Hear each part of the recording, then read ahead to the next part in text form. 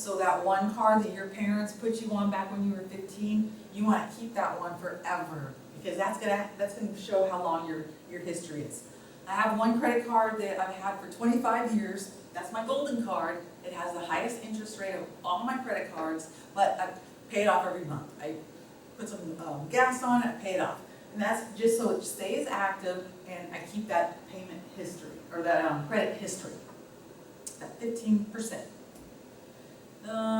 Recent credit, that's 10%. How many new accounts do you have? How long it's been since you opened a new account? If you had poor credit in the past, how long has it been? How long have you been in good standing?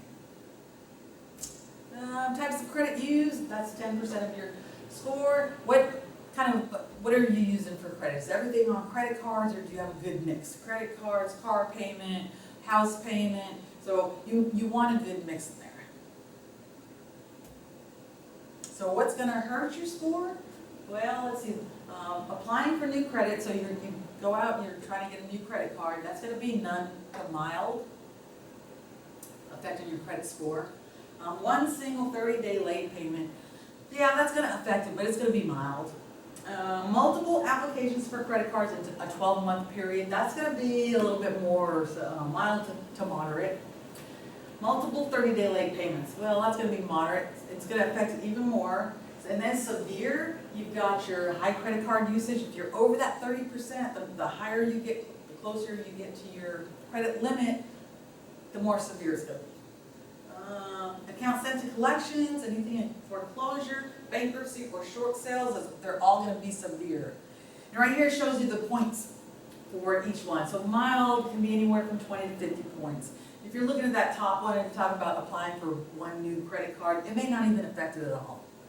Then you've got your moderate, that's going to be 50 to 100 points. Severe, that could be 150 points or more. So how long can negative information stay on your credit report? Well, I'll tell you. 7 years, unless it's bankruptcy, then it's 10 years. So any late payments, repossessions, collections will be on there for 7 years. Any bankruptcy will be on there for 10 years. So, looking for errors. It's estimated that 70% of all credit reports have one or more errors. So that's where we're pulling the credit report, to look at it, make sure the information is ours per one, make sure the information is accurate and not old. So if you pull it and it's more than 7 years old, then you can request it be removed. If you pull it and you have negative information or something bad on there from one of the agencies, go ahead and pull the rest of them to check them to see if they have the same information. So you found the error. Let's correct it. Let's do something about that. So we're going to file a dispute. We can either do it online or send a certified letter. If you're doing it by letter, you want to do it certified. That way you know when they receive the letter, because they have 30 days. They have 30 days to investigate the error. If they can't prove that information on there is correct, they must remove it. So they've got to prove to you that information is correct, and if it's not, they will. They'll take it off.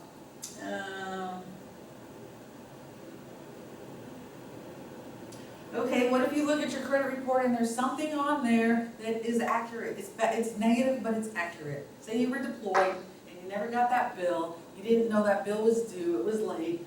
You can write a 100-word statement to put that on your credit report. And that'll go on there indefinitely, well, until it expires. The only time that's actually going to be looked at is if you're applying for a car loan or mortgage, when you have an underwriter and they're actually looking at your credit report. But if you're doing that, that's a good thing to have on there. All right, so what about improving our score? Here's some ways to improve our score. Ensure the credit report is accurate.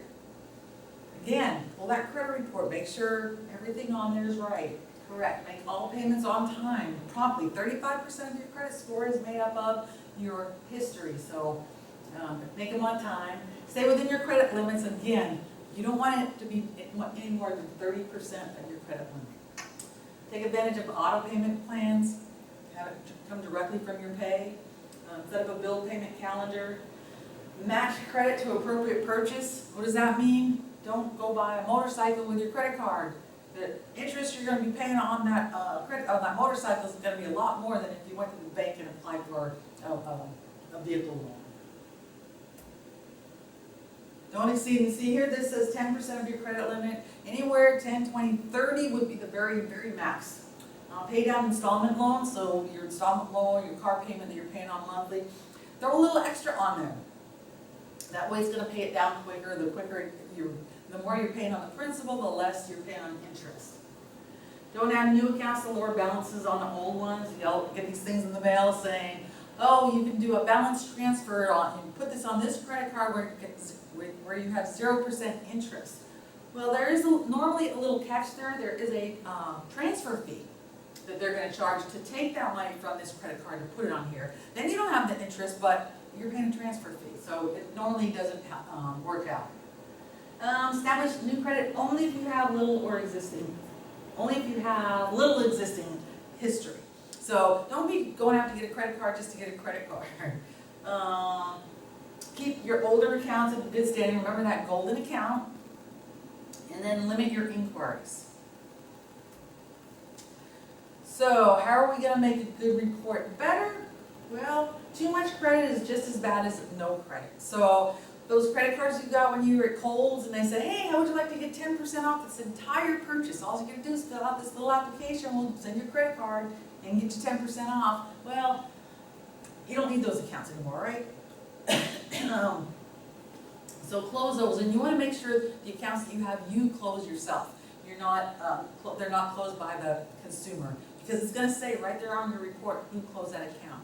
A lot of times the consumer will close the account if you've had it inactive for so many months.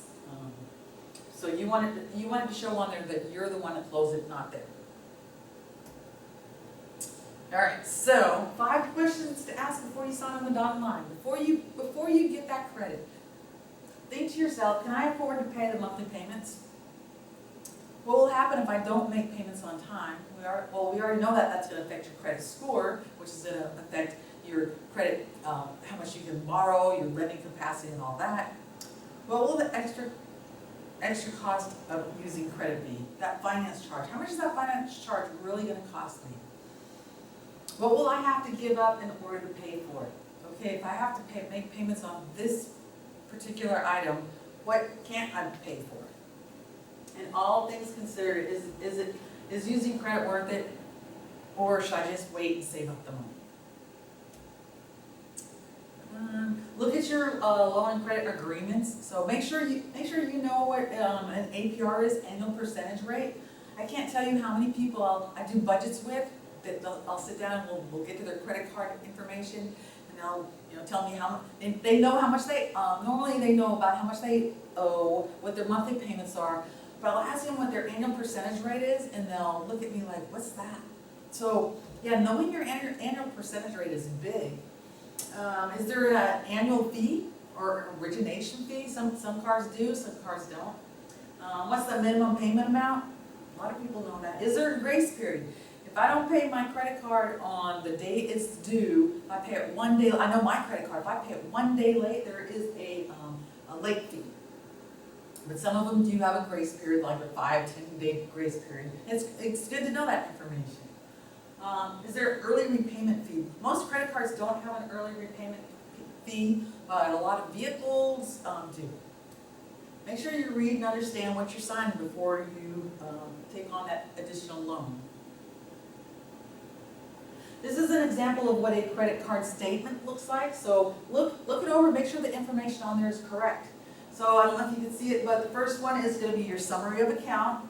It's going to have your previous balance, any payments, any other credits, if you were credited any money on your account, how many purchases, any balance transfers, cash advances. This person did a lot of transactions. Past due amounts, and a fee charge and interest charge. So it's going to tell you every month how much you're paying in interest and any fees. Number 2 is your payment information. So it's going to give you your new balance, your minimum payment, there's your minimum payment, and when's it due by. 3, any late payment warning. So on this one here, they tell you when that payment is due and what their fee is going to be if you don't pay it. On this one, it's $35 if you don't pay by this amount, and your credit card interest rate could go up to 28%. Wow. Minimum payment warning. And this, I really like this part here. It shows you if you just make that minimum payment. So in this example, if they only do their minimum payment, it's going to cost them, it's going to be 8 years for them to pay it off, and the total is going to be $2,785. If they make just a little bit more, so their minimum payment is $53 on here, so if they make a $62 payment instead, which is not much more, it's going to reduce it by 5 years. So instead of 8 years to pay it off, it's going to be 3 years to pay it off, because they're paying more on the principal. And they're going to save $553. So look at that box on your statement.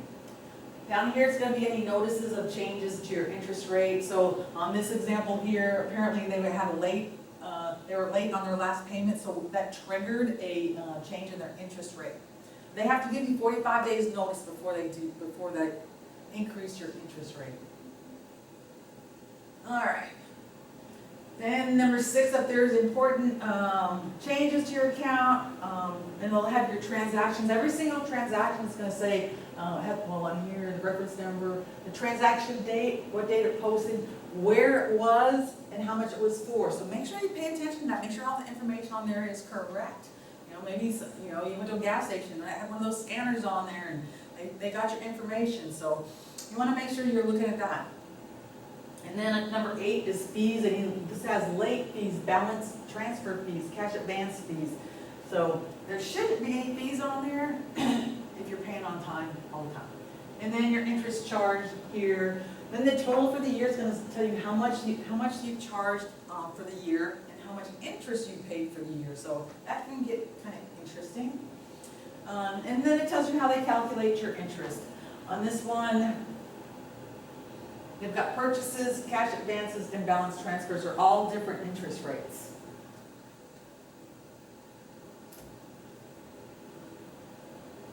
All right, so what about a debt to income ratio? Let's talk about maybe getting close to being too high on that. So the way to figure your debt to income ratio is you're going to do the consumer credit payments, which is all your car payments, credit card payments, all of your monthly payments, not your utilities, but monthly consumer payments, minus mortgage, not mortgage or rent. Those on top, your after-tax income, so your take-home pay on the bottom, divide that, and you want that less than 15%. So let's look at some stages of difficulty. So in the beginning stages, maybe you're making late payments, only making the minimum payment. Maybe you're a month or two behind on bills. You're starting to feel that little struggle. Maybe I've got a little bit of money left over, but I can still juggle my bills. Later, your bills are months overdue. I can't pay my bills at all. Difficulty making the minimum payment. The creditors are making contact. They're starting to call me now, so that's later. Finally, you're getting into court proceedings. You're pending or threatening. Wages are subject to garnishment. You're getting all those letters. Maybe you're getting threatened, or you have had a vehicle, or your items repossessed. So these are the 3 stages of difficulty. We want you to come see us in that very early stage. If you even start to feel a struggle, if you feel that you can't make those payments on time, come see us. Sit down with one of the financial counselors. We'll look at your bills. We'll figure out or help get you back on the right track. Okay, so what if you do have a lot of credit card debt? How do we do that? Well, this is what we use. It's called PowerPay. You can get it online, www.powerpay.org. You go in there, you put in there how much your credit card debt is, how much for each credit card, how much you owe, what your interest is, your minimum payment, and it's going to tell you exactly how long it's going to take for you to pay all those off. Then it's going to apply what's called PowerPay. And how PowerPay works is, say you have 4 credit cards. Each credit card you're paying $25 a month to. So once this credit card is paid off, you take this $25 and you pay it towards, you don't keep it, you don't put that in your pocket. Take that $25 and you apply it to one of the other three. A lot of people like to start off with their lowest balance, and that way they can see the progress quicker. So they'll take that $25, pay it towards the next lowest balance. And then once this one's paid off, they take that $50, put it towards the other one, so until they're all paid off. And it is going to tell you exactly how long it's going to take you to make the payments with PowerPay and how much you're going to save. I've never seen it say that it's going to take more than or less than a year. It's going to take at least a year off your payments by doing it that way. And it works. It's a great system. So this is what we talked about. We talked about a lot about credit. What is credit? The importance of credit. How you measure credit, and by whom, who it hurts, and how to build and fix your credit. We are available. You can come in. We can sit down with you. We can do a budget. We can look at your credit. We can look at all your finances. You're thinking about buying a car. You're thinking about buying a house, and you want to look at your credit report. You don't know what stuff is on your credit report. Make an appointment with us. We'll sit down with you and go item by item with you. So our number is 987-2667. We are located in the Walters Community Support Center, which is building 940. Thank you, and have a great day.